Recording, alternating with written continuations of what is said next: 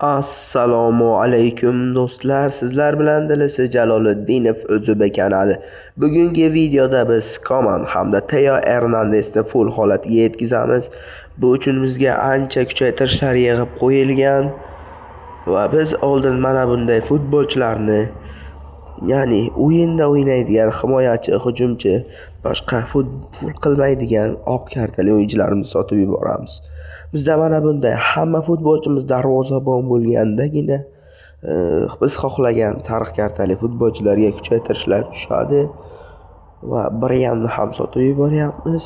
Tunguliadi va futbolchilarni texnika kuchaytirishlarga sotib oldik va zaxirada bittagina futbolchi qolib ketdi va biz mana bu 210 tangalik darvozabonni sotib olamiz. 63 darajali ekan va biz Money ismli so'nggi futbolchini sotib yuboramiz.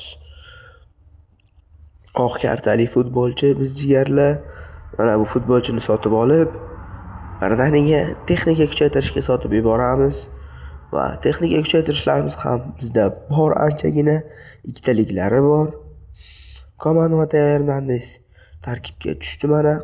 Qolgan barcha futbolchi darvozabon ko'rib turganingizdek va biz Koman va Teoni ko'ngildagidek qilib, Komanning tezligi va tezlanishini 100, Teodan esa 400 chiqarishga harakat qilamiz. Bizga Teoga birinchi break horse bo'lmoqda va Komanning eng kerak bo'lmagan 2 darajasiga tushmoqda. Yana shunday holat bo'lmoqda, kerak bo'lmagan darajalarga tushmoqda Komanning. Tezlanish ko'tarilib ketdi, 92 darajada tezlanish va tezlik va tezlanishga tushmoqda Komanda. Teoda deyarli tepadagi holatlari hammasi bir xil deyarli. 400 tezda chiqarib olamiz va olmoslarni ishlatmaymiz va bittalik kuchaytirish bosishni boshlab olamiz. Hozircha bittalik kuchaytirgichimizdan bittagina break horse bo'ldi. Ikkitalikdan ham bittagina break horse bo'ldi. Teoda mana ko'rib turganingizdek 4 tala holati ham 90+ darajada. Komanning tezliklari juda chiroyli holatda ko'rib turganingizdek. Albatta futbolchilarni full qilayotganda men bu akkauntda sizlarga so'rovnoma tashlagandim Telegram kanalimda, ya'ni Telegramda qanday futbolchilarni full qilay degandim. Video davomida ham so'rab o'tgandim buni, ya'ni sariq kartali o'yinchilardan eng baland Dilisi 25 dagi eng baland futbolchilar 84, 85, 86 yoki Dilisi 25 da biror bir jamoa tarkibini yig'ish yoki Dilisi 25 o'yinida mana bunday yo'qolib ketishi mumkin bo'lgan futbolchilar yoki pasayadigan futbolchilar degandim. Sizlar albatta yo'qolib ketadigan futbolchilar dedingiz va men yo'qolib ketadigan futbolchilardan tarkib tuzishga qaror qildim va mana Teo Hernandesdan bitta 100 chiqardik. Teo yo'qolib ketmasa ham pasayib ketishi mumkin bo'lgan futbolchi. Koman ham xuddi shunday, ikkalasi ham Fransiya terma jamoasida bor, lekin ikkisi ham Saudiya ligasiga o'tib ketdi. Biri Al Nasrga, biri Al Hilolga. Shu sababli ikkisi ham pasayib ketishi mumkin bo'lgan futbolchilar qatorida turibdi. Teo Hernandes hozirgi kunda Dilisi 25 o'yinda eng yaxshi chap qanot himoyachisi, eng kuchli darajali. Ko'rib turganingizdek, Komanda 98 ga 99 tezliklar, juda chiroyli holat bu va tezlanishi 100 holatga yetdi. Tezligi ham 99. Teoda ham ancha chiroyli holat va Komandan ikkita 100 chiqarib oldik. Mana ko'rib turganingizdek, endi Teodan ham 100 chiqarishga harakat qilib ko'ramiz albatta. Va yana Komanga kuchaytirishlarimiz ketib qolyapti. Komanda darvozaga qo'yib qo'yamiz va yana kuchaytirish bosishda davom etamiz. Teoga yana bir marotaba Teo Hernandesga va endi Komanga tushmoqda yana kuchaytirish. Sta darajasi 78. Xo'p, Teoda yana 7 tagina kuchaytirish tushsa, 6 ta qoldi va yana Komanga kuchaytirishlar ketmoqda. Va Teodan ikkinchi 100 ham chiqarib oldik. Komanda sta darajasi 90 dan oshib ketdi. 98 Stiri 91 bo'lib ketdi komanda. Komand juda ko'p kuchaytirishlar olyapti bizdan. Tayyorga kamroq kuchaytirish ketyapti nimagadir.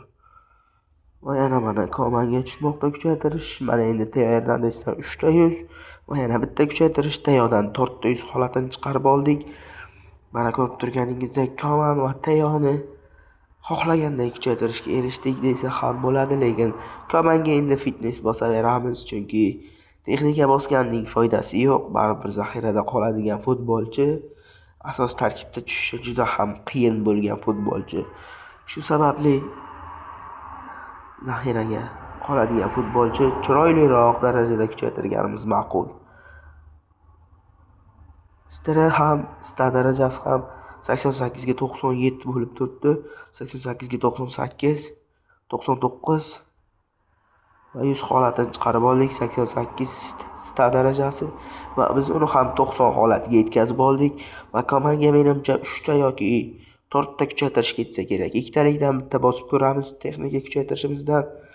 Ana Komanni ham Teoni ham juda chiroyli holatda kuchaytirib oldik. Hozircha va bittagina screenshot olib olamiz. Va endi ikkitalik texnika kuchaytirish va juda super holatda Koman ham Teo Hernandes ham kuchaydi va Teo to'g'rirog'i Koman full holatiga yetdi.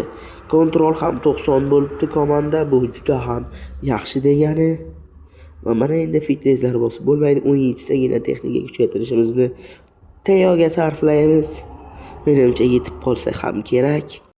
Teoning mana shu pas darajasi 90 holatiga yetsa juda super holat bo'lgan bo'lar edi. Hozircha yaxshi kuchaytirishlar bo'lmoqda va Teoning o'zi ham 93 holatda, pas 85 bo'lib ketdi, 86 ham bo'lib ketdik pas darajasi. Teoda 87 ham bo'lyapti pas darajasi. Kontrolga yana pas darajasi 88 holatiga yetdi. Menimcha endi bitta kuchaytirishimizdan so'ng full bo'ladi Teo. Yo'q, full bo'lmadi, taklingga tushdi va so'nggisi endi Teo Hernandes full bo'lmasa ham bo'lmasdi, pas darajasiga tushdi, lekin full holatida 89 bo'lmadi pas darajasi, 88,5 bo'lib qoldi. Koman va Teo Hernandesni full holatiga yetkazdik va yana bitta screenshot olib olamiz. Videoni shu yergacha ko'rgan bo'lsangiz, Telegram kanalimni kommentariyadan yoki video opisaniyasidan ko'rsangiz bo'ladi, topsangiz bo'ladi. Telegram kanalimga o'tib obuna bo'lib qo'yishni unutmang. Videoga like bosib obuna bo'lib qo'ying. Hammaga kattakon rahmat deb qolaman. Mana bizda Sovet o'yinlarida mag'lubiyatlar bo'lib turgandi. Juda kuchli raqiblar tushyapti, sariq akkauntlar, shu sababli Koman va Teoni ham full qilib oldik jigarlar. Hammaga xayr, sog', salomat bo'ling.